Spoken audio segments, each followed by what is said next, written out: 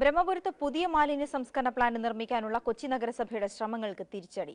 പ്രദേശത്ത് നിലവിലെ സാഹചര്യത്തിൽ പുതിയ പ്ലാന്റ് നിർമ്മാണം അനുവദിക്കാനാവില്ല എന്ന് ജില്ലാ പഞ്ചായത്ത് വ്യക്തമാക്കി.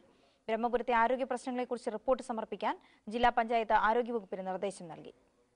ബ്രഹ്മപുരത്ത് നിലവിലുള്ള മാലിന്യ സംസ്കരണ പ്ലാന്റിന്റെ പ്രവർത്തനം പൂർണ്ണമായും നിലച്ച പശ്ചാത്തലത്തിലാണ് പ്രദേശത്ത് പുതിയ പ്ലാന്റ് നിർമ്മിച്ച് പ്രശ്നപരിഹാരം കാണാനുള്ള ശ്രമങ്ങളുമായി കൊച്ചി നഗരസഭ രംഗത്തെത്തിയത്.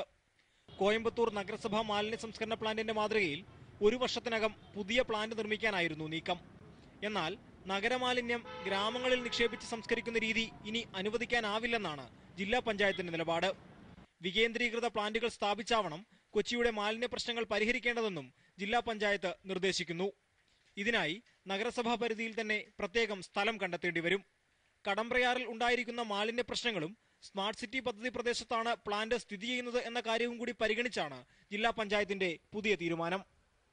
നഗരസഭ ഇപ്പോൾ നടപ്പിലാക്കുന്ന പ്ലാന്റ് തന്നെ നോക്കിയാൽ 20 കോടി രൂപ ചിലവഴിച്ച് നടപ്പിലാക്കിയ പ്ലാന്റ് ഒരു വർഷം പോലും പ്രവർത്തിപ്പിക്കുവാൻ അവർക്ക് സാധിച്ചിട്ടില്ല.